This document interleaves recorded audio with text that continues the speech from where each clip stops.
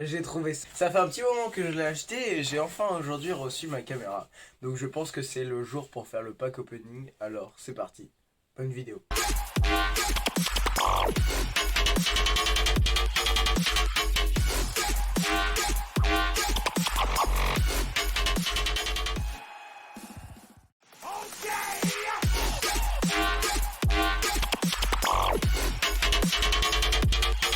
Déjà, ce serait peut-être pas mal de commencer par l'ouvrir.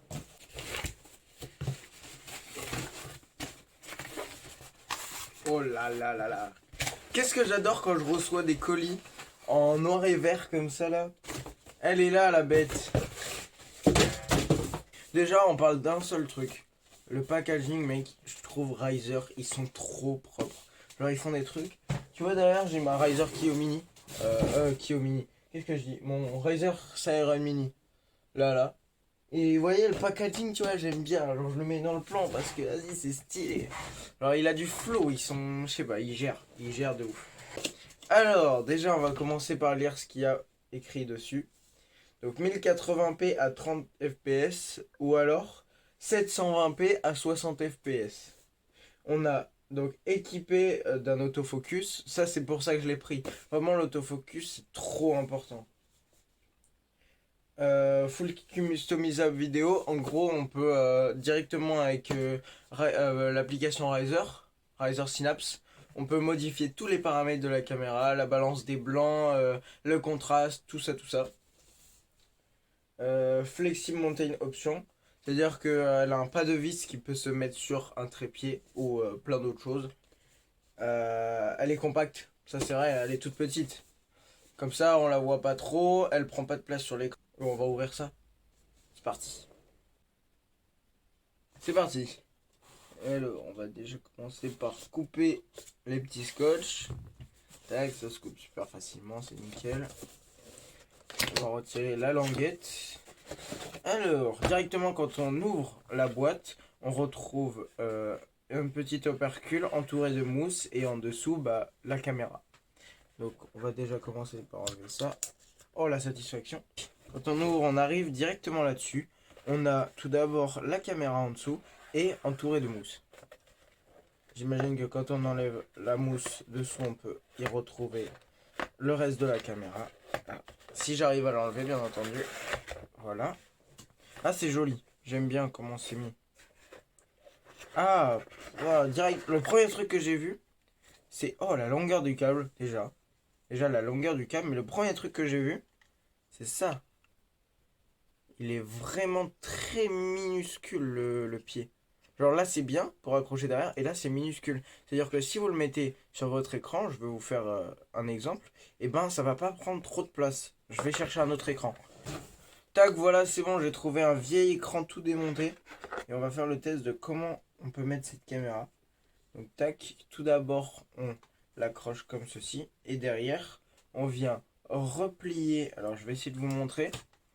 Et derrière, on vient replier l'espèce de mini-pied sur l'écran. Voilà, et ça a l'air de tenir. Hein. Ouais, ça tient bien. Alors, comme vous pouvez voir, ça prend très peu de place ici à l'avant. C'est vraiment très très petit. J'aime beaucoup la forme de la caméra. Alors, le tour comme ça, c'est vraiment très joli. J'aime bien. Il y a des petites écritures. Il y a marqué Full HD, 1080p, tout ça, tout ça. Non, franchement, c'est super. Le pied a un grip. Vous voyez, je peux la secouer, elle ne risque pas de tomber. Ça, c'est super. Surtout quand vous avez un bureau et que vous tapez dedans de temps en temps avec votre genou sans faire exprès, ça ferait chier que la caméra tombe à chaque fois sur votre écran ou sur votre clavier qui se trouve en dessous. Tac, on va la retirer et on va enlever cet écran.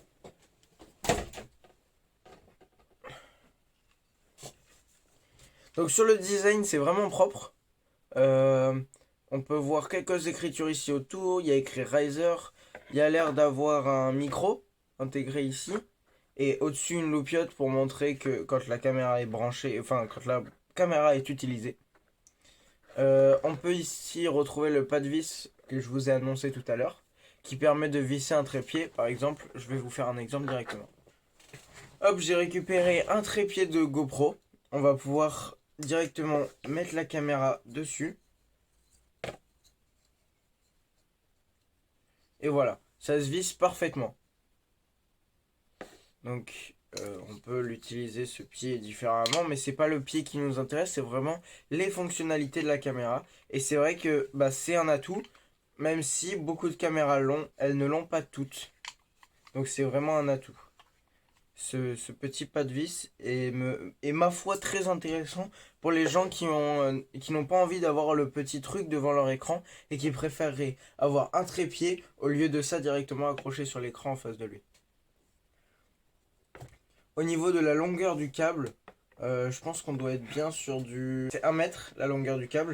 Au niveau de la connectique, on se retrouve directement avec un port USB euh, avec le logo Razer dessus et des couleurs de Razer.